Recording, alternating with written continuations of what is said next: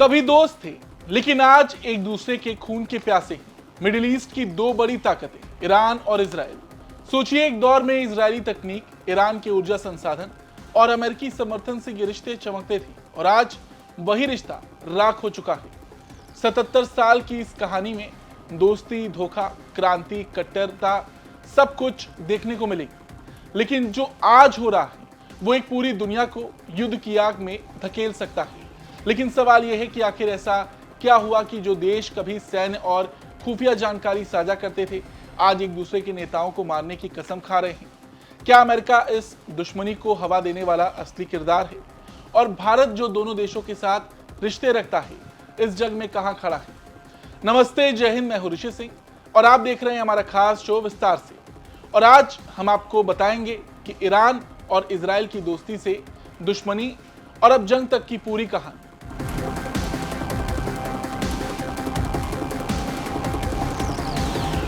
देखिए, इजराइल की स्थापना 1948 में हुई थी, जब यहूदियों को अपनी मातृभूमि मिली। उस समय पश्चिमी एशिया के अधिकतर मुस्लिम देशों ने उसे मान्यता देने से इनकार कर दिया। लेकिन दो देश अपवाद थे, तुर्की और शिया बहुल ईरान। ईरान के शाह मोहम्मद रजा पहलवी पश्चिमी सभ्यता के समर्थक थे और उन्होंने इजराइल को कूटनीतिक समर्थन दिया। दोनों देशों के संबंध धीरे धीरे मजबूत होने लगे। इजराइल को मिडिल ईस्ट में एक भरोसेमंद गैर अरब सहयोगी की तलाश थी, जो उसे ईरान में मिला। अब 1950 के दशक में दोनों देशों ने राजनयिक संबंध स्थापित किए और तेहरान व तेल अवीव में दूतावास खोले गए।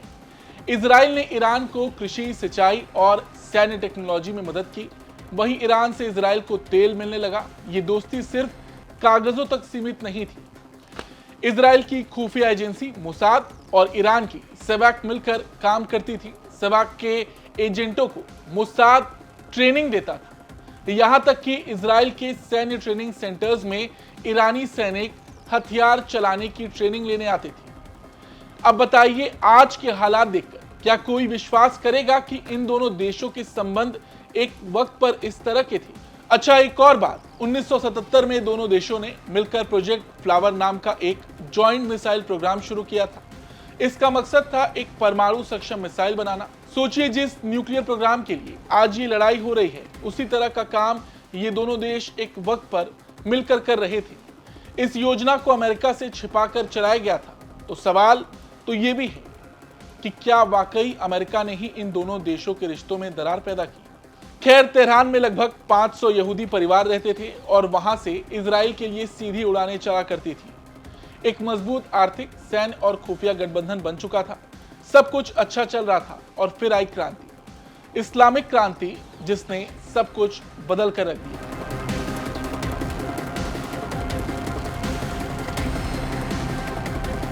उन्नीस में ईरान में इस्लामिक क्रांति हुई। शाह रजा पहलवी को सत्ता से हटा दिया गया और आयतुल्लाह रुहुल्लाह खुमैनी के नेतृत्व में ईरान इस्लामी गणराज्य बना। यह सत्ता परिवर्तन सिर्फ एक राजनीतिक बदलाव नहीं था, बल्कि विचारधारा का भी उग्र रूपांतरण था। अमेरिका को महाशैतान और इजराइल को छोटा शैतान कहा गया। वही देश जिसे ईरान अपना दोस्त मानता था, अब उसे इस्लाम का दुश्मन कहा जाने लगा। इजराइल के साथ सभी राजनयिक रिश्ते तोड़ दिए गए। इजरायली पासपोर्ट होल्डर्स के ईरान में प्रवेश पर रोक लगा दी गई और ईरानी नागरिकों के लिए इजराइल जाने पर प्रतिबंध लगा दिया गया। ईरान के पासपोर्ट पर साफ तौर पर लिखा होता है कि उसका धारक ऑक्यूपाइड पैलेस्टीन यानी इजराइल की यात्रा नहीं कर सकता है। ईरान इजराइल को ऑक्यूपाइड पैलेस्टीन के रूप में देखने लगा और फिर शुरू हुई दोनों देशों के बीच प्रॉक्सी वॉर।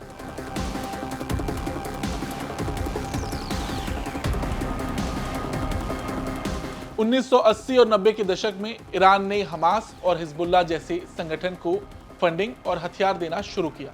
पहले लेबनान में, फिर गाजा में और बाद में यमन तक ईरान की पकड़ बढ़ी।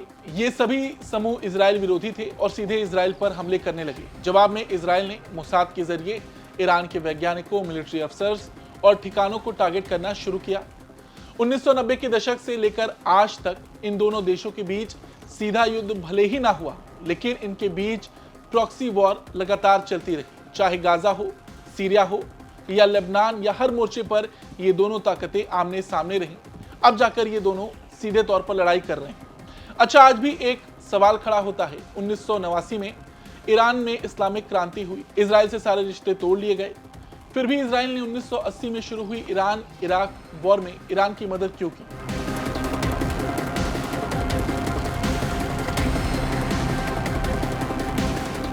देखिए, उस वक्त सद्दाम हुसैन का इराक इजराइल को खुला दुश्मन मानता था और परमाणु हथियार बनाने की कोशिश कर रहा था। इजराइल को डर था कि अगर इराक जीत गया तो उसका मिडिल ईस्ट पर दबदबा बढ़ जाएगा। इजराइल चाहता था कि ईरान इराक को युद्ध में उलझाए रखे ताकि इराक कमजोर हो जाए। शाह के समय इजराइल का ईरान में मजबूत प्रभाव था जो क्रांति के बाद खत्म हो गया था। ऐसे में इजराइल हथियारों की मदद देकर पीछे के रास्ते से फिर से ईरान में पकड़ बनाना चाहता था। इजराइल ने यह भी देखा कि ईरान को हथियारों की जरूरत है और इससे उसके हथियार उद्योग को मुनाफा हो सकता है। अमेरिकी हथियारों को देने के लिए इजराइल ने पहले अमेरिका से इसकी परमिशन ली और क्योंकि ईरान इराक को युद्ध में उलझाए रखना था तो अमेरिका को भी अपने हथियार देने में कोई दिक्कत नहीं हुई। इससे एक चीज और भी हुई, ये जो सौदेबाजी हुई उसके जरिए ईरान में रह रहे फारसी यहूदियों को इजराइल और अमेरिका लाने में आसानी भी हुई। हालांकि ईरान ने सार्वजनिक रूप से कभी नहीं माना कि वो इजराइल से मदद ले रहा है, लेकिन पीछे से ये सब कुछ चलता रहा। बाद में पूरा घटनाक्रम ईरान कॉन्ट्रा अफेयर में निकला। ये एक राजनीतिक घोटाला था जो 1981 से 1986 के बीच अमेरिका में सामने आया था। उस समय अमेरिका ने ईरान पर प्रतिबंध लगा रखा था क्योंकि ईरानी कट्टरपंथियों ने अमेरिकी राजनयिकों को बंधक बना रखा था। फिर भी रेगन प्रशासन ने गुप्त रूप से ईरान को हथियार बेचे ताकि ईरान से संपर्क बनाकर बंधकों को छुड़वाया जा सके और ईरान के प्रभाव से लेबनान में मौजूद आतंकी समूहों पर दबाव बनाया जा सके। अच्छा, इसके बाद भी ईरान इजराइल के रिश्ते वैसे के वैसे ही रहे। तमाम मदद के बाद भी कुछ नहीं सुधरा और यहाँ अगर अमेरिका की भूमिका को देखा जाए तो 1980 और 90 के दशक में जब ईरान हमास और हिजबुल्लाह जैसे संगठन को फंड कर रहा था तब अमेरिका ने इजराइल को अरब विरोधी मोर्चों पर खुला समर्थन दिया। अमेरिका ने इजराइल को खुफिया जानकारी, एडवांस हथियार सिस्टम और फाइनेंशियल सहायता उपलब्ध कराई जिससे वो ईरानी समर्थित संगठन से लड़ सके। 1979 में क्रांति के बाद अमेरिका ने ईरान से सारे राजनयिक रिश्ते खत्म कर दिए और उस पर कड़े आर्थिक और हथियार प्रतिबंध लगाए। 1990 के दशक में अमेरिका ने ईरान को आतंकवाद का सबसे बड़ा समर्थक देश घोषित कर दिया और इसे रोकने के लिए क्षेत्रीय देशों के साथ मिलकर रणनीति बनाई गई। अमेरिका ने लेबनान, इराक और अफगानिस्तान जैसे देशों में सैन्य मौजूदगी बनाए रखी जिससे ईरान की गतिविधियों पर अंकुश लगाया जा सके।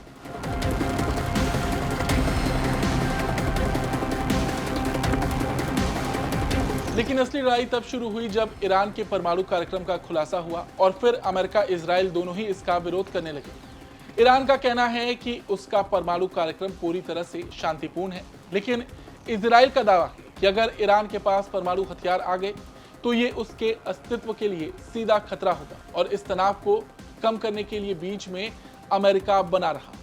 2013 में अमेरिकी राष्ट्रपति ओबामा और ईरानी राष्ट्रपति रूहानी के बीच ऐतिहासिक फोन कॉल हुई। 15 मिनट की टेलीफोन बातचीत 1979 में संबंध टूटने के बाद से दोनों देशों के बीच पहली बातचीत थी। 2015 में अमेरिका की अगुवाई में हुए न्यूक्लियर डील JCPOA से एक उम्मीद बनी, लेकिन 2018 में डोनाल्ड ट्रंप ने अमेरिका को इस डील से बाहर निकाल लिया। इसके बाद इजराइल ने और अधिक आक्रामक रुख अपनाया। ईरानी वैज्ञानिक मारे गए, गुप्त ठिकानों पर हमले हुए और हालात लगातार विस्फोटक होते गए। अमेरिका खुद अब एक अजीब स्थिति में है। एक तरफ वो इजराइल का सबसे करीबी सहयोगी है और दूसरी तरफ उसे ईरान को एक कोने में धकेलने की अपनी नीति का खामियाजा भुगतना पड़ रहा है।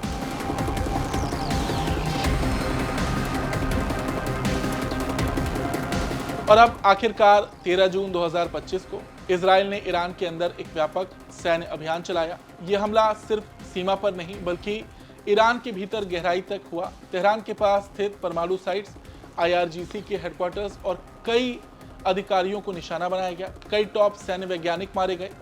ईरान ने आरोप लगाया कि रिहायशी इलाकों में भी टारगेट किया गया।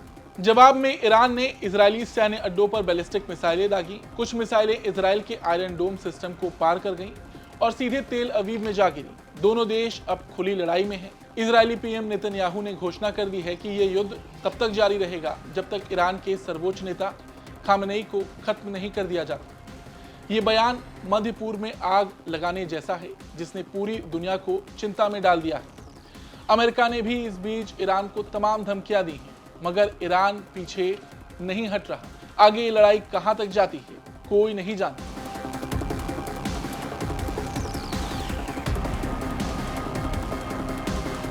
लेकिन एक सवाल और है, क्या इन सब के पीछे अमेरिका जिम्मेदार है?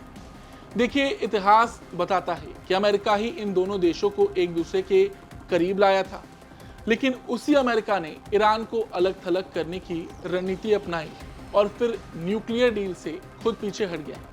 इससे ईरान में कट्टरपंथियों को और बल मिला और इजराइल को खुले हाथ से हमले करने की छूट मिल गई। आज अमेरिका खुद दो राहे पर खड़ा है, एक तरफ इजराइल की रक्षा का वादा, दूसरी तरफ मिडिल ईस्ट में स्थिरता की जिम्मेदारी। आज जब ये दोनों देश आमने सामने हैं, तो ऐसा लग रहा है कि बहुत जल्द अमेरिका भी इस लड़ाई में कूदेगा। कहीं ना कहीं मध्य पूर्व का भविष्य अमेरिका के ही हाथों में है। क्योंकि हमने इतना कुछ बताया, तो आखिरी में ये भी जान लेते हैं कि भारत कहां खड़ा है।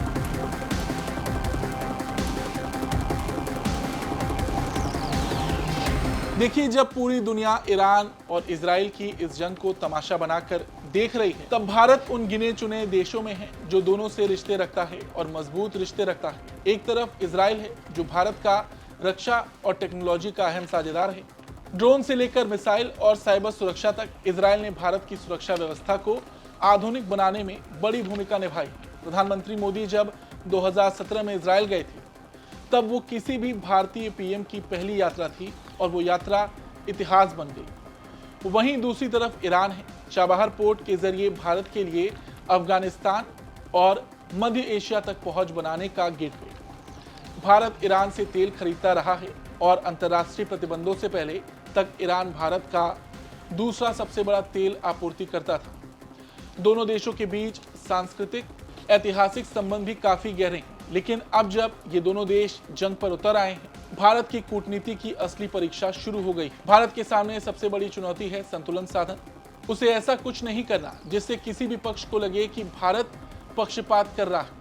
अभी तक भारत ने संयम दिखाया है, ना तो इजराइल के आक्रमण का समर्थन किया, ना ही ईरान के जवाबी हमलों पर कोई बात कही। भारत ने सिर्फ शांति की अपील की, दोनों पक्ष से संयम रखने की बात कही। लेकिन अगर ये जंग लंबी चलती है और पश्चिम एशिया में अस्थिरता फैलती है, तो इसका असर भारत पर जरूर पड़ेगा। तेल के दाम बढ़ सकते हैं, भारतीय प्रवासी खतरे में आ सकते हैं और चाबहार जैसे प्रोजेक्ट फंस सकते हैं। इसलिए भारत को अब सिर्फ दर्शक नहीं बनना है, बल्कि सक्रिय रूप से शांति प्रक्रिया का हिस्सा बनना पड़ेगा।